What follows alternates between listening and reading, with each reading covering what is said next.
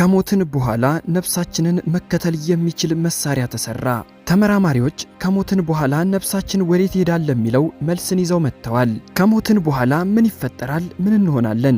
ይህ ነገር ለብዙዎቻችን ጥያቄ ነው። በበርካታ ሃይማኖቶች ላይ የሰው ልጅ ሕይወቱ ካለፈ በኋላ በሰማይ ቤት ፍርድን ይቀበላል። በመቀጠልም ሲኦል ካልሆነም ገነት ይገባል። ይህንን ብዙዎቻችን እናውቃለን።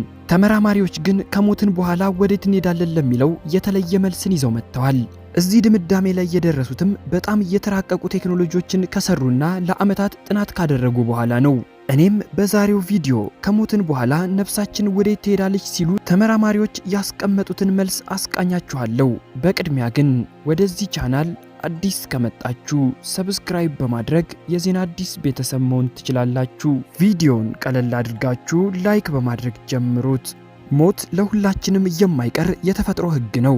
ዶክተሮችም እስከዛሬ በተቻላቸው አቅም ሁሉ ሰዎች ያለ ጊዜያቸው እንዳይሞቱ ለማድረግ ጥረትን ሲያደርጉ ቆይተዋል። ታዲያ የሰውን ሕይወት ለማቆየት ይጥራሉ እንጂ እስከዛሬ ሞት ከየት ይመጣል? እንዴትስ ነፍሳችንን ያሳጣናል? ነፍስ የምትባለው ነገርስ ምንድነች? አለች ወይ? ካለችስ ስንሞት ወዴት ትሄዳለች ለሚለው ምንም ትኩረት ሰጥተው ምርምር አድርገው አያውቁም።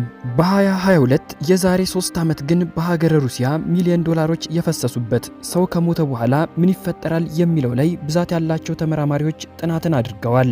ለዚህ ምርምር መነሻ የሆነውም በ2016 በሀገረ ካናዳ አንድ ግለሰብ የልብ ሕክምና እየተመላለሰ ይታከማል። ታዲያ በአንዱ ቀን በድንገት በሆስፒታል ውስጥ ሆኖ ሕይወቱ ያልፋል። ዶክተሮቹም በሞተበት ጊዜ የጭንቅላቱን እንቅስቃሴ ይከታተላሉ።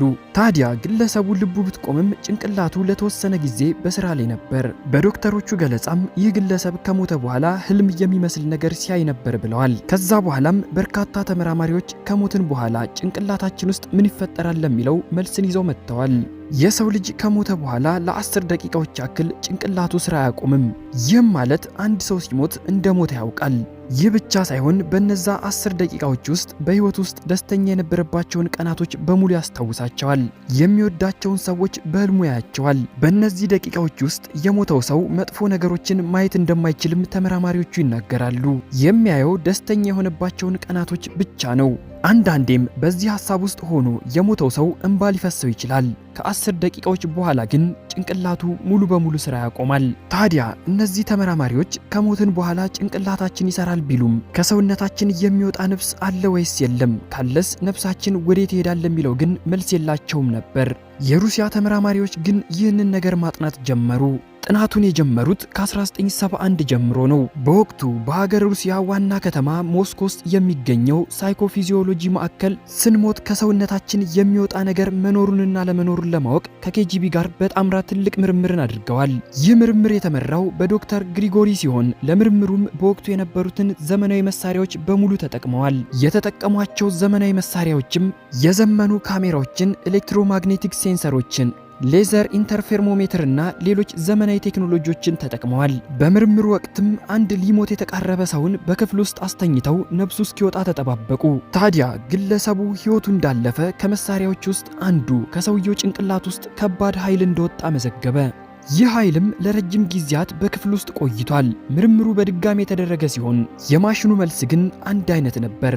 ዶክተሩም ከሰውየው ውስጥ የወጣው ነገር ንቃተ ህሊና ወይንም ነፍሱ ነው ሲል ደምድሞ ነበር።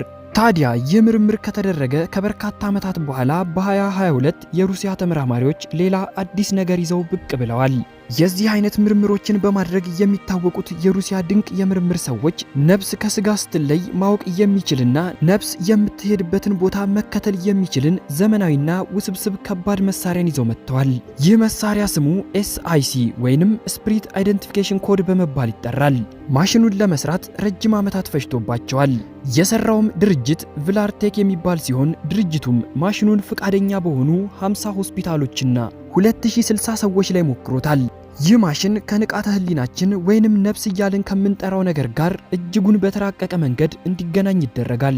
ሰዎቹ ሲሞቱም ማሽኑ የሰዎቹ ሚሞሪ እንዲሁም ንቃተ ህሊናቸው ከሰውነታቸው ወጥቶ ወዴት እንደሚሄድ ይከታተላል፣ የደረሰበትንም ይመዘግባል። ታዲያ በዚህ ምርምር የተመዘገቡት መረጃዎች በሙሉ ተመሳሳይ ነበሩ። በመጀመሪያ ሰዎቹ ህይወታቸው እንዳለፈ ማሽኑ ከአእምሯቸው የሚወጣውን ሞገድ ይከታተላል። ማሽኑ በስራ ላይ ሳለ ግን ነፍስን መከታተል የቻለው ለጥቂት ደቂቃዎች ነበር። ምክንያቱም የሰዎች ንቃተ ህሊና ወይንም ነፍስ የሚጓዝበት ፍጥነት ለማሰብ እንኳን የሚከብድ ስለነበረ ነው። የሰዎቹ ነፍስ ይጓዙ የነበረውም ቢሊየን ላይት ይርስ ነበር።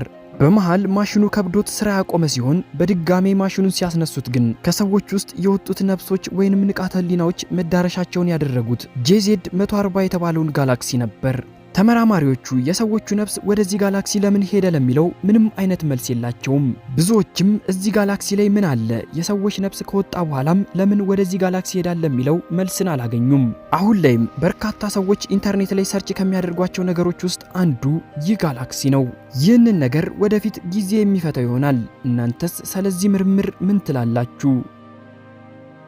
ውድ የዜና አዲስ ተከታታዮች ለዛሬው ያስኩላችሁ ቪዲዮ በዚሁ ተጠናቀቀ። በቀጣይ በአዲስ ቪዲዮ እስክንገናኝ ድረስ ሰላም ሁኑልኝ። ዜና አዲስ ሁሌም አዲስ